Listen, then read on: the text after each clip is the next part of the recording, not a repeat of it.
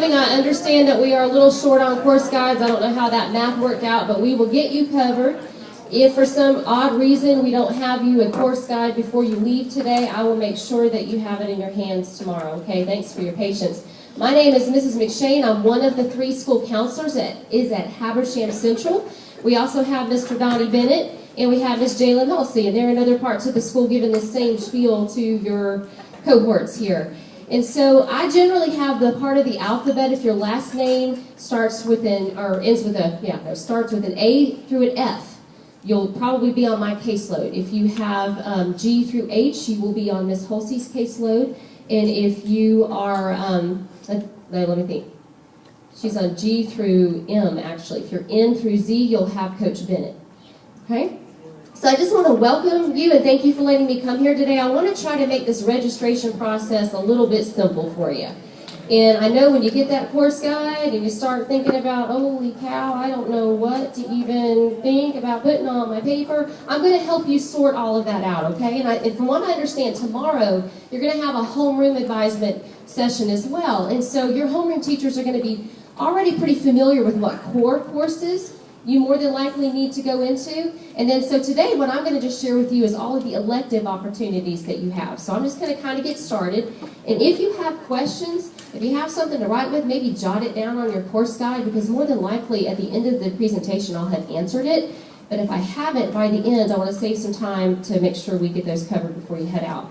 So our rising sophomores, this is very exciting because it was this time last year that I was actually getting prepared to move from 9th grade to the high school as well. This is my first year at Habersham Central, and I was blessed to be over here for about 3 years, and I really love it at the 9th grade.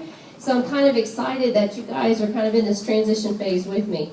So today I'm going to share a few high school basics that might be a little bit different than what you're used to at 9th grade. And you're going to see some familiar things that your teachers have been preaching to you, but you may not have realized, hey, it's really a thing. So I'm going to kind of go back over that with you as well. We're going to talk a little bit about goal development, and one of the things I'd love for you to do right off the bat is flip your course guide over to the back side, and you see that student planning sheet?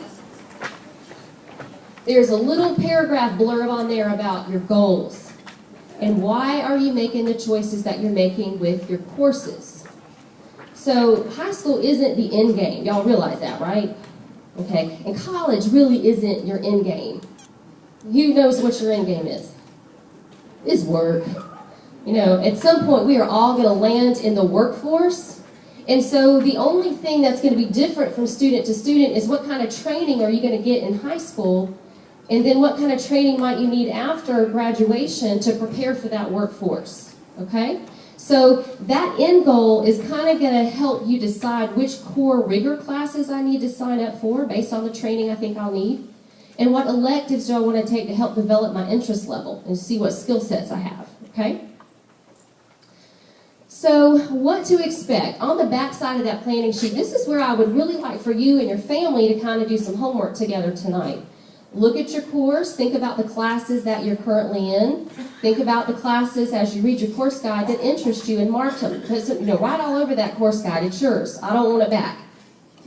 You're going to take that course guide to your homeroom advisement tomorrow, and then they're going to transfer your course selections onto a course sheet for me. And then we're going to use that course sheet to enter in your choices into the computer, and that's how your schedule gets generated. So on this planning guide, keep it safe because, as you can tell, we are really tight on copies. So we have basically just enough order to cover everyone from 9th to 11th grade. If you do lose it, however, you can go to our website, and I'll show you that at the end of the presentation. You can view a copy, or you can maybe download and print another copy if you lose yours, but there aren't really a whole lot of extras laying around out there. So how will you know what classes you need? Well, in order to know where you're going, you kind of got to take a step back and look at where you've been this year. So we're going to, tomorrow in your advisement, you're going to have a couple of documents. One's called a transcript, and another one is your current progress report. Your transcript is going to kind of look like this. Now yours may only have your 9th grade classes from semester 1 filled out on it, because this student was actually a senior. So as you build your classes each year, your transcript gets a little bit longer. And you'll notice in that lower left-hand corner when you see your transcript, it also has how many hours you've earned so far, and that's probably only going to be up through Q3. The classes that you're currently in for the second semester that you haven't earned credit in, those are going to be on your progress report because you haven't earned credit yet, right? So those will be posted on this sheet in May after you complete your semester. Your transcript should have your cumulative grade point average on it, and we'll talk about grade point average again in a second. It may or may not have your rank, because in 9th grade, I'm really not sure if that's put on your report card. I don't stress too much about rank in 9th, 10th, and even 11th grade because it just changes so frequently and rapidly. You don't really need to get bent out of shape about that. So that's your transcript. And then we, inside your course guide is a sheet. This is called an individual graduation plan. Counselors are required to keep one on each student, and we periodically update it, usually twice a year. After every time that you earn credits at the end of a semester, we update it. So we usually try to do that in August and September and January and February, because that helps you realize what you need to register for in the upcoming spring and make sure in the fall everything is in place. So if you look at this, I think this is on the second page of your course guide. Can you follow along with me, please? This sheet's nice because it really just breaks it down. What do I need to have in order to graduate? Who knows how many credits you have to have? 27, very good. Okay. And out of those 27, how many English language arts? 4. Math? 4. Okay, now you'll notice up here though, I have 5 selections up here. The reason for that is math gets a little tricky. There's different starting points in math courses for different students. But you do only have to have 4 courses, but you have to have a certain combination of those math courses in order to make the requirement work. You need 3.5 social studies and 4 science. You have to have your health and personal fitness credit. So if for some of you, for whatever reason, if you did not pass health and PE because you just thought it was an elective that didn't matter, it matters. You cannot get your state diploma without that. So what will happen if you didn't take it or pass it this year, we'll have to try to figure out how to put it back into your schedule next year by removing an elective choice from your options and putting you in a grad point lab, which isn't a whole lot of fun. So basically it's a computer program that you work on your own and you get the class earn credit that way. Okay? Another option, if you got a credit recovery, is you can go through Mountain Ed Center over the summer, and I highly recommend that because it's free if you're trying to credit recover, and that way you don't mess up your elective choices for next year.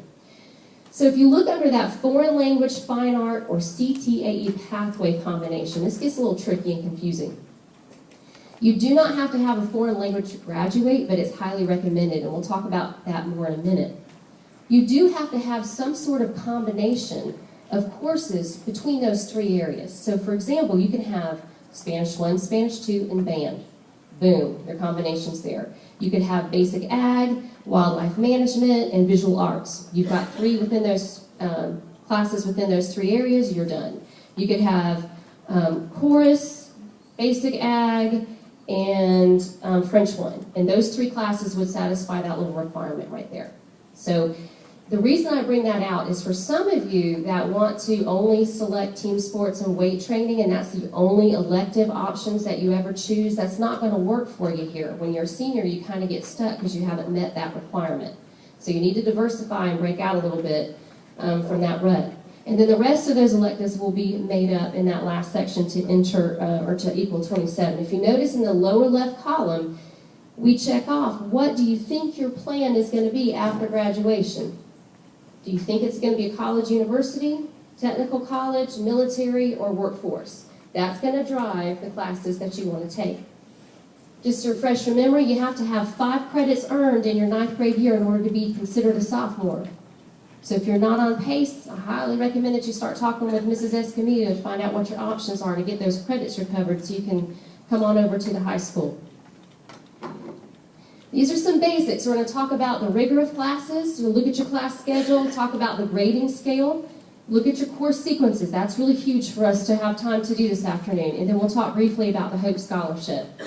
So I mentioned earlier that your post-secondary or after you graduate high school, whatever training you need to get ready for your job, that's going to kind of help your decisions. For example, if you want to go to Georgia Tech and be an engineer, there are certain classes in high school that you have to take to be a competitive applicant.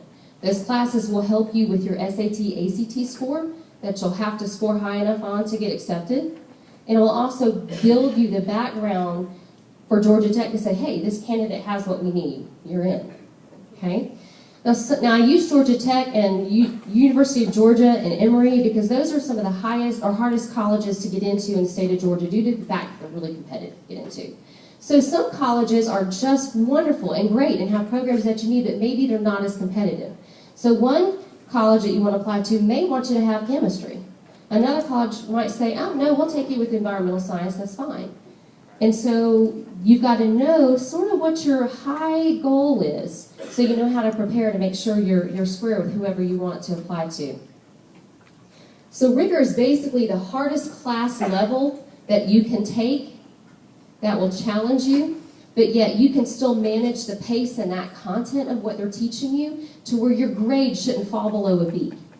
And the reason that is real important to me as your counselor is when you go to college in the state of Georgia, if you have a 3.0 or higher in your cores, then you get the Hope Scholarship, which really helps out with tuition. So we really use that 3.0 or that B grade in your core courses to determine your level of rigor. So if you're sitting in like an advanced class right now and you're getting 90s or above, and your EOC classes in those areas have been really strong, and you're like, maybe it's time for me to step up and take another challenge, consider taking some honors classes or some AP courses in 10th grade. All right, so this is really similar to what you've already had in 9th grade. We're still on the 4x4 block. We try our best to balance 2 academics with 2 electives. Sometimes when you get into all of those AP classes, it gets a little hard to balance, and since most of them are all offered second semester, but we try to do our best. The grading scale you should already be familiar with, but I want you to pay attention to that D and F range. In Habersham school system, no credit and no grade points are awarded for anything less than a C. Okay? If you transferred in from another school and they awarded you credit for a D, we'll honor that, but we don't award credits or grade points for anything below a C. So speaking of grade point averages, let's talk about the 2 different types that are important to you. One's just the overall, and that's the one we're probably more familiar with. Basically, you just take all of the classes and you look at the numerical grade that you got. And you can see from this example, with 9th grade lit, they got a 92.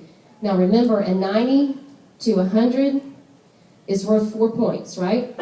You with me? So back on this screen, we give you 4 points, and we do that for all of your classes.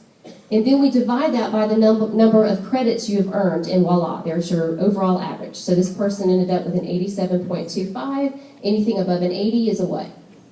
It's a B. So it's a 3.0. Okay? The core average, which this is pretty critical because this is what colleges look at, and also this is what determines your Hope eligibility scholarship. They only use those core academic areas.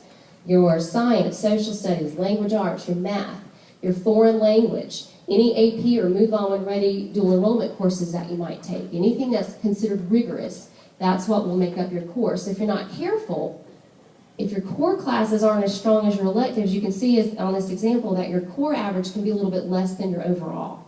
And you kind of want to watch that when you transition to 10th grade.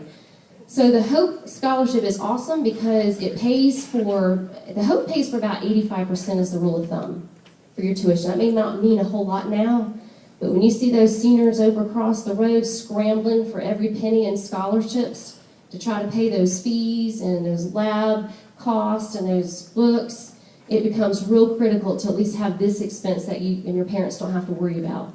So the Hope, you have to end up in the end of your senior year with a 3.0 in your cores. You have to have 4 courses of rigor. And honestly, those classes are pretty much already built into your schedule. It's advanced algebra or higher maths. It's your higher sciences past biology, your college rigor sciences. Now AP biology does count. Your second foreign language or higher, any APs or Move On When Readies. So those are counted courses of rigor. So if you have 4 of those in your schedule, you're eligible. And you can use that scholarship for any degree program in the state of Georgia. Zell Miller's a little bit more competitive. You've got to have a 3.7. And they also have an ACT and an SAT test requirement. In one sitting, you have to either score a 1200 SAT or 26 ACT. And that pays 100% of your tuition in the state of Georgia. There's a difference between the scholarships and the grants. And let's talk a little bit about North Georgia Technical College. Y'all may be familiar with that campus in Clarksville. They offer 3 different programs. They offer a 2-year associate's degree program that gives you all of your college cores in the first couple of years, and you can use that degree to transfer to a 4-year university. If you want to do that route, then that's the scholarship because they're paying for a degree.